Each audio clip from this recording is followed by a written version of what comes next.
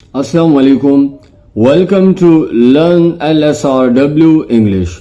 Hello guys, this is me Muhammad Abid. Today I want to teach you verb.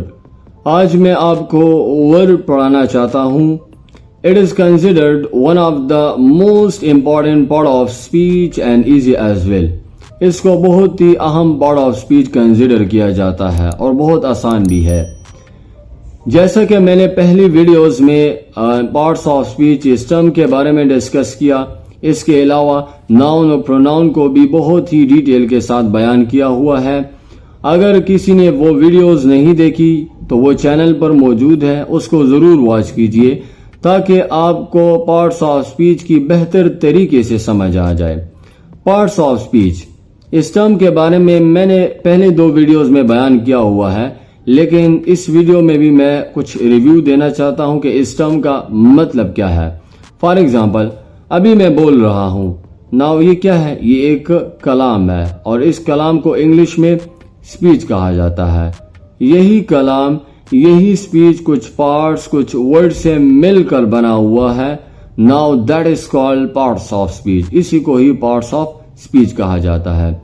Similarly, अगर कोई English में बोल रहा है तो वो क्या है? वो कलाम है, स्पीच है. और वही कलाम और वही स्पीच कुछ पार्ट्स, कुछ वर्ड से मिलकर बना होता है. सो उसी को ही पार्ट्स ऑफ स्पीच जो है कहा जाता है. फिर पार्ट्स ऑफ स्पीच में हमने 2 वीडियोस को डिस्कस किया हुआ है, यानी 2 पार्ट्स को.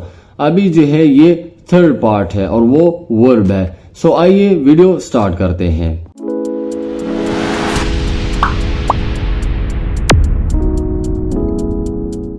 वर्ब, इसको उर्दू ग्रामर में फेल या अमल कहा जाता है. आसान लफ्जों में इसको काम भी कहा जाता है.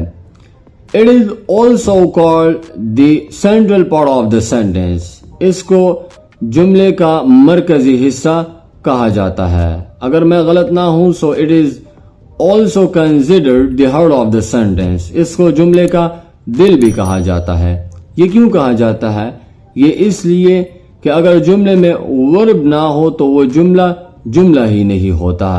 Remember this point.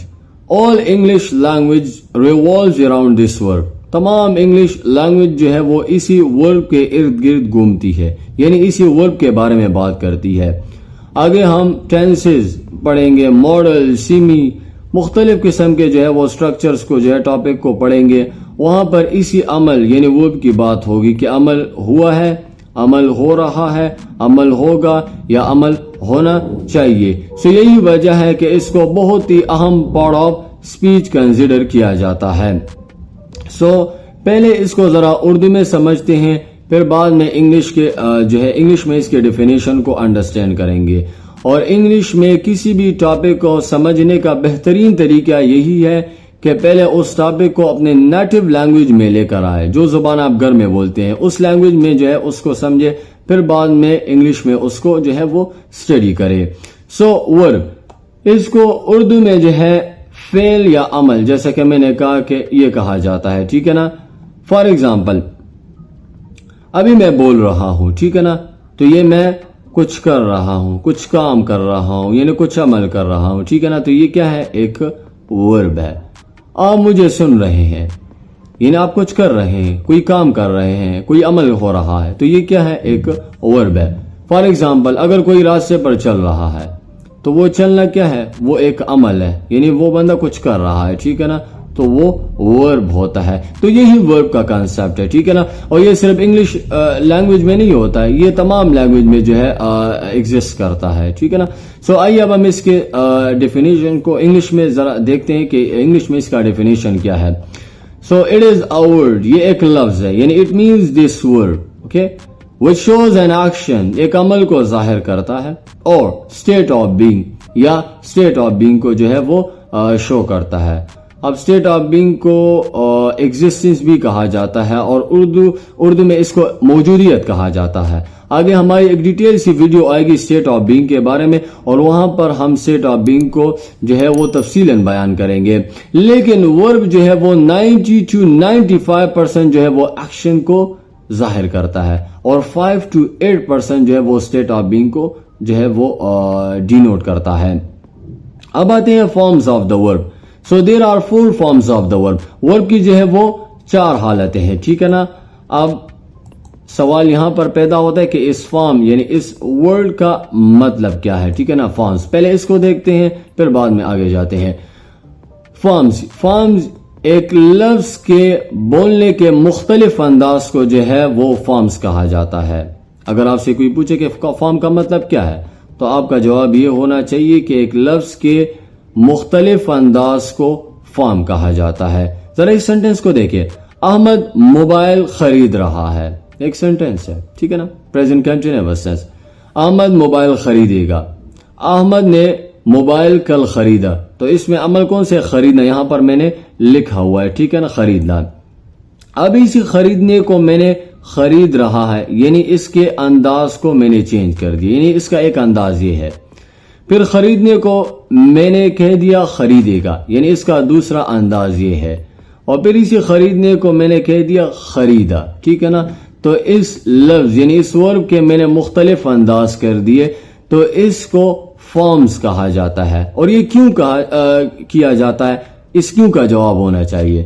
تو اس کا جواب یہ ہے کہ ٹینسز میں جو ہے وہ ڈفرینسز کی وجہ سے جو ہے وہ ہم فارمز جو ہے وہ یعنی لفظ کے مختلف انداز لگاتا ہے تاکہ آگے والے کو سمجھ آ جائے کہ کس زمانے کی بات ہو رہی ہے, پاسٹ کی بات ہو رہی ہے, پریزنٹ کی بات ہو رہی ہے یا فیوچر کی بات ہو رہی ہے, ٹھیک ہے نا. تو اسی کو فارمز آف دا ورب کہا جاتا ہے. اور یہ صرف اردو میں نہیں ہوتا, یہ انگلش میں بھی ہوتا ہے. اس بائی کو انگلش میں جو خریدنے کو جو ہے انگلش میں بائی کہا جاتا ہے, ٹھیک ہے نا. تو یہاں پر اس ایگزامپل کو دیکھیں, احمد از بائنگ موبائل, یعنی اسی اردو کو میں نے کنورٹ کر دیا, احمد موبائل خرید رہا ہے. Ahmed will buy mobile, Ahmed mobile خریدے گا. Ahmed bought mobile yesterday, Ahmed نے کل موبائل خریدا.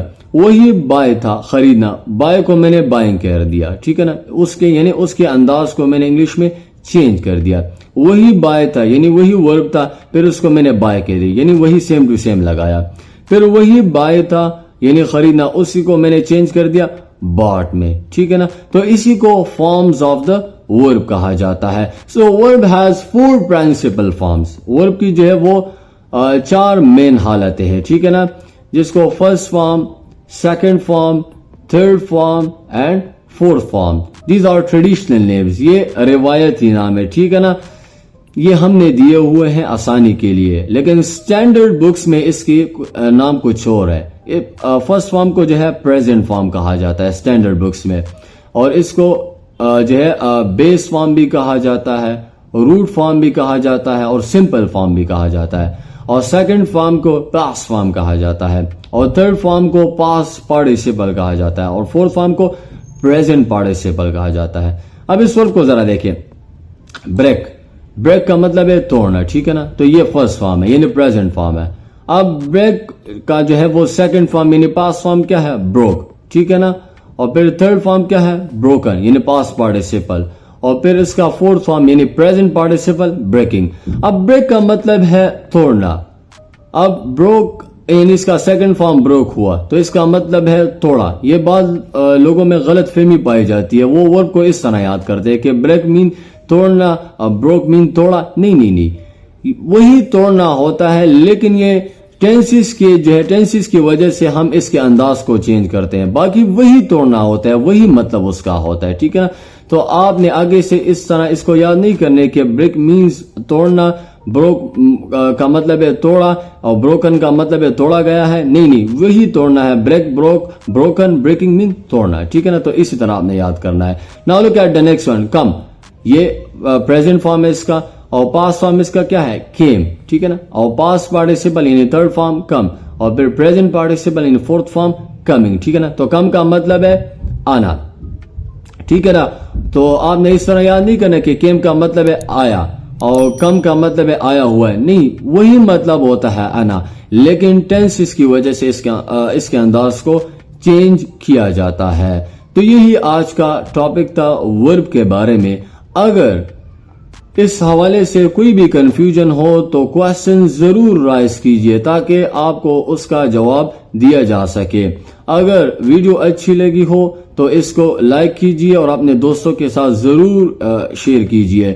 And do subscribe the channel and don't forget the bell icon in order to receive our new videos notification. Thanks for watching.